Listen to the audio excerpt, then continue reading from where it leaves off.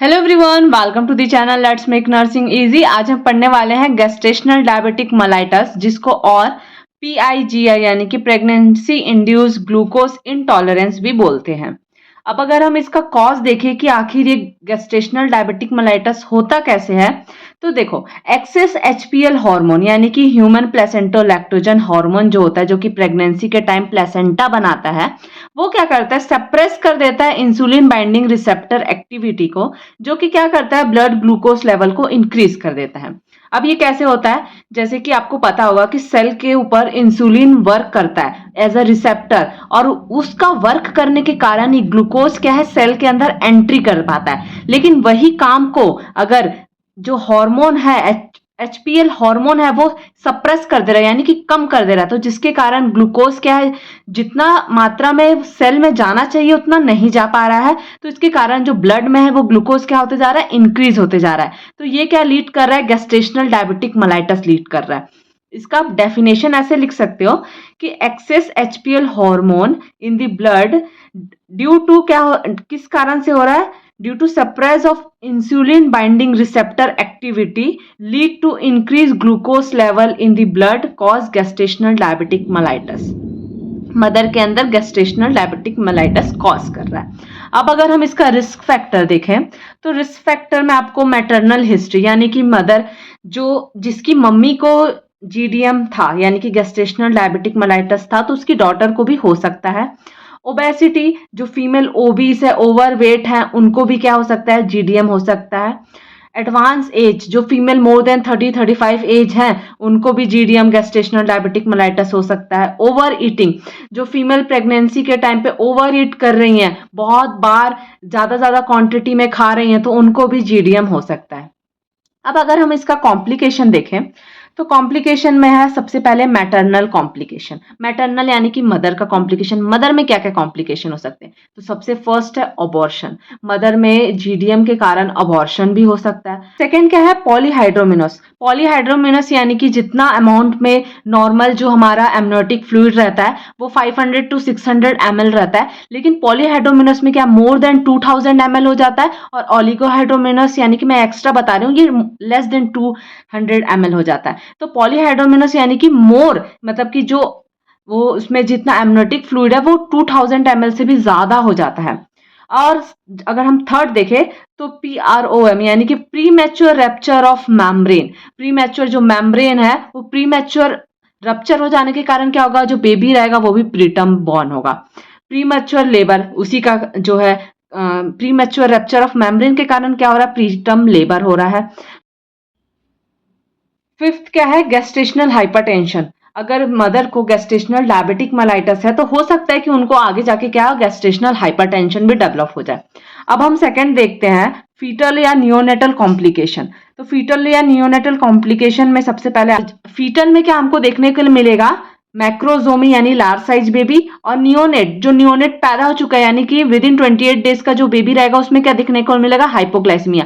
क्योंकि वो मदर के वोम में था तो उसको फुल अमाउंट पे ग्लूकोज मिल रहा था, लेकिन जैसे वो एक्सटर्नल एनवायरनमेंट में आता है तो उसका ग्लूकोज का जो लेवल रहता है उसके बॉडी में वो कम होने लगता है, क्योंकि उसको मदर से उतना ग्लूकोज नहीं मिल रहा है। वो जो ब्रेस्ट मिल्क ले रहा है उसी से उसको जो भी ग्लूकोज मिल रहा है, तो इस कारण से जो नियोनेट में हमको हाइपोग्लाइसीमिया यानी कि ग्लूकोज का लेवल कम देखने को मिलता है। अब हम इसका टेस्ट देखते हैं कि आखिर हम कैसे आइडेंटिफाई कर सकते हैं कि मदर को गेस्टेशनल डायबिटिक मेलाइटस है। सबसे पहले इसका जो टेस्ट होता है OGTT यानी कि oral glucose tolerance test.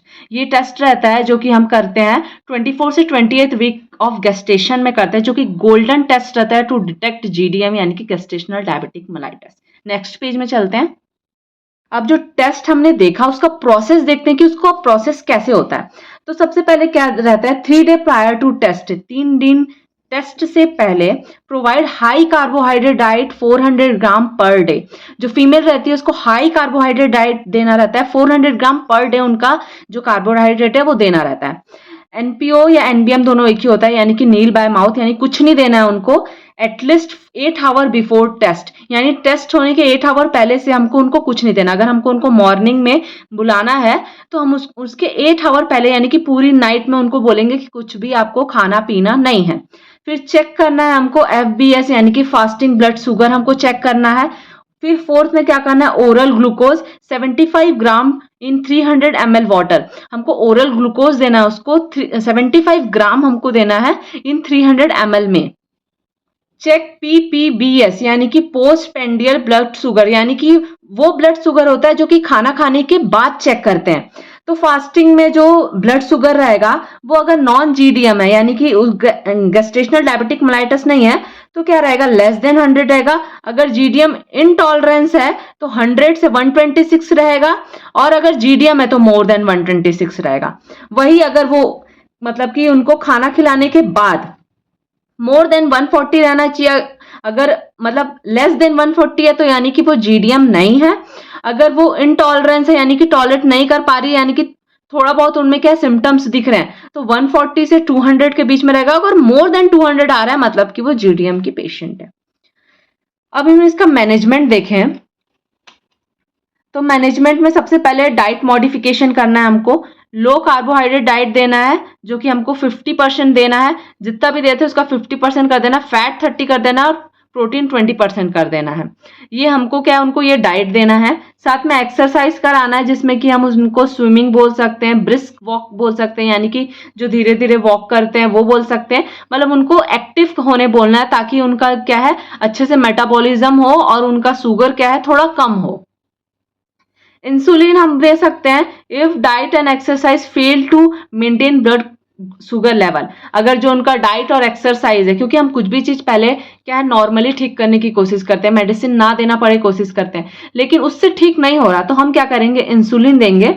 Maintain करेगा ब्लड ग्लूकोज लेवल को। इफ जो फास्टिंग ब्लड ग्लूकोज है वो मोर देन या फिर इक्वल टू 126 mg पर DL है, या फिर जो खाना खाने के बाद PPBS उनका मोर देन या इक्वल टू 200 mg DL है, तो हम उनको इंसुलिन करेंगे। अकॉर्डिंग उनका कितना ब्लड ग्लूकोज लेवल आ रहा है उसके अकॉर्डिंग हम उनको इंसुलिन देंगे। अब ड्यूरिंग लेबर हम क्या कर सकते हैं, जो फीमेल अगर GDM की है तो IV फ्लूइड देंगे, देना है हमको मतलब D5 डेक्स्ट्रोस 5,000 ml देना है। साथ में रेगुलर इंसुलिन देंगे 10 यूनिट, और क्या करेंगे, इन्फ्यूज करेंगे 1000 ml पर आवर। हमको क्या है, ये डेक्स्ट्रोस और इंसुलिन को क्या है, इन्फ्यूज करते रहना है। क्योंकि मदर क्या है, उनको ग्लूकोज तो चाहिए ही चाहिए, लेकिन उनको ग्लूकोज, जब उनको ग्लूकोज नहीं मिलेगा तो क्या होगा, उनका एनर्जी लो हो जाएगा। तो ग्लूकोज हमको चाहिए, लेकिन ग्लूकोज वो बढ़े भी ना, इसलिए हम उनको इंसुलिन भी साथ साथ में देते हैं। क्योंकि प्रेगनेंसी के टाइम पे ड्यूरिंग लेबर में बहुत एनर्जी की नीड होती है पुश करने के लिए, तो हमको ये दोनों चीज को मेंटेन करके चलाना है, और हम ड्यूरिंग लेबर ऐसे मेंटेन करेंगे। तो यहाँ तक था हमारा टॉपिक GDM। आपको समझ आया कि नहीं, कमेंट में जरूर बताना, और चैनल पे न्यू हो तो ऐसे वीडियोस के लिए like share and subscribe. Thanks for watching.